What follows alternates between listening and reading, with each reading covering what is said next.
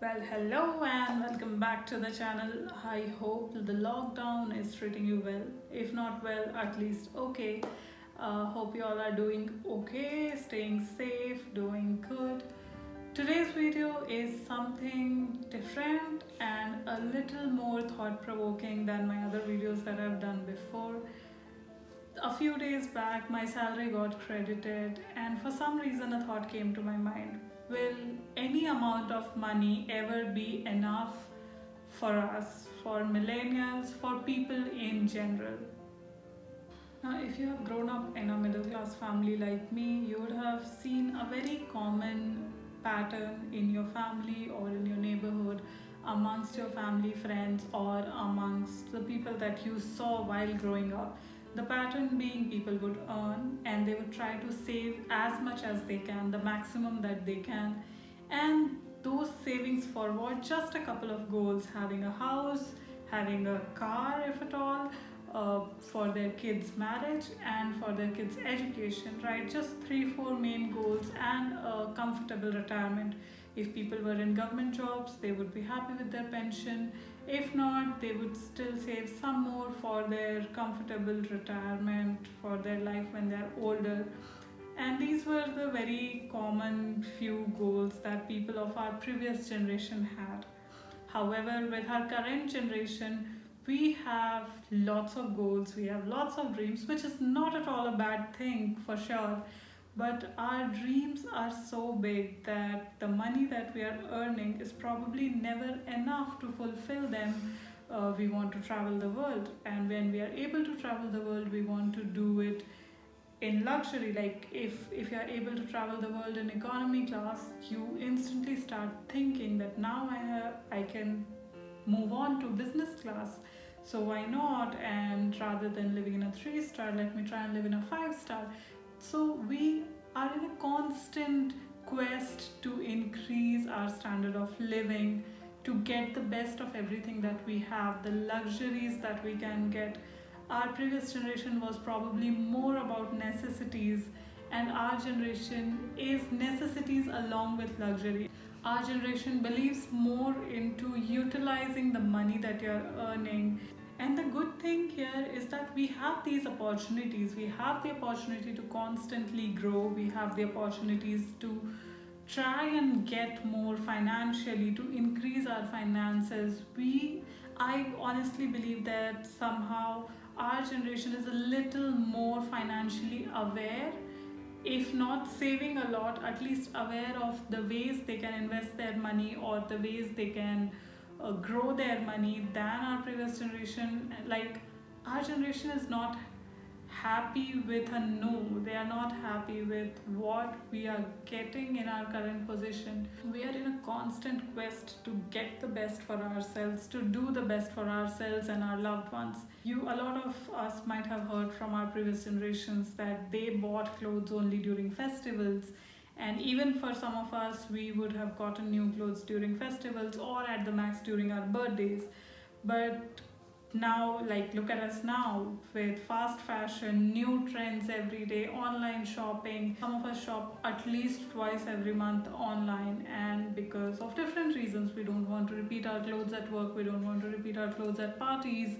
uh, we want to always look the best that we can, and yes, it does affect the people around us and how they perceive us. And well, not just shopping, apart from that, eating out. According to a survey, current millennials spend about 13% of their spendable income on travel alone, about 11% of their income on eating out.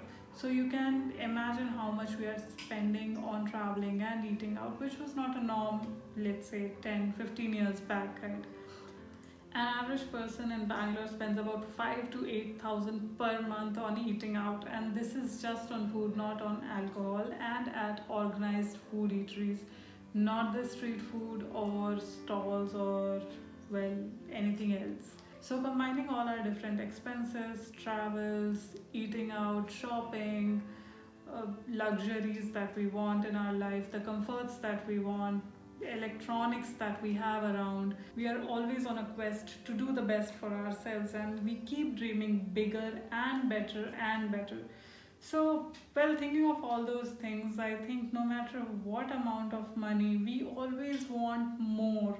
And, well, to be honest, the richest countries in the world aren't the happiest, right? The happiest country, which is Bhutan, in terms of finances or per capita income, is nowhere close to the richest or the mid level rich countries in the world. However, they are happiest. That is not to say that millennials are not happy. Of course, millennials are happy in their own way, but well, talking totally in terms of money, I think, well, let's just talk about myself. If I would always want to improve, like, I don't think there would be a point where after earning a certain amount, I'll be like, okay, that was enough, that's all that I needed, I don't want any more. Because there are just so many avenues and arenas in this world to explore, with so many commodities and luxuries and all the facilities in this world that you can avail.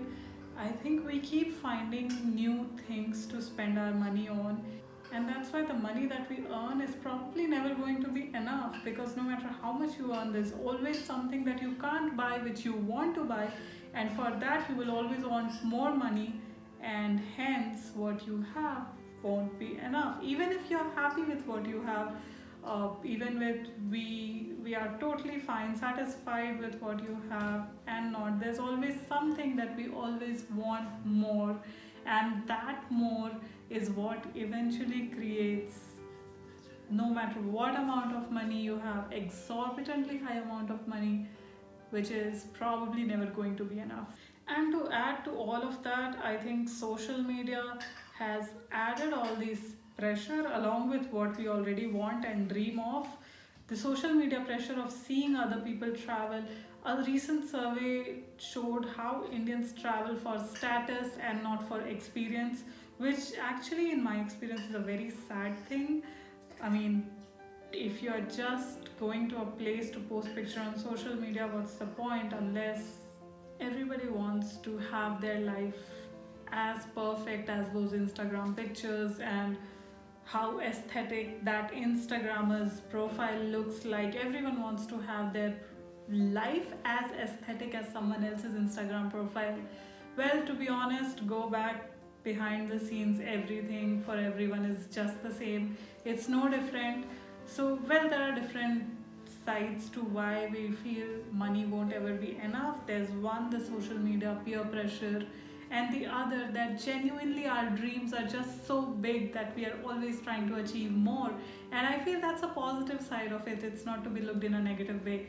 It's definitely a good thing that we want to improve, we want to grow, and why not grow financially if you can. And if that means that money would not be enough, then I feel it's a good thing that it's not enough and you're striving for more.